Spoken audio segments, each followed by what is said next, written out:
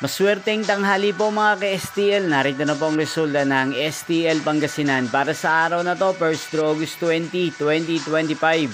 Araw ng Miyerkules. Naway ang mga natayaan nyo po mga numero kanina ay manalo nawa ngayong tanghaling ito, 12 PM. Kaya't kunin nyo na po ang inyong mga ticket.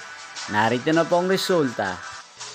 Ang mga numerong nanalo sa STL Pangasinan ngayong tanghaling ito, August 20, 2025, 12 PM. First draw result, 25 at 22. In exact order, again, 25 at 22.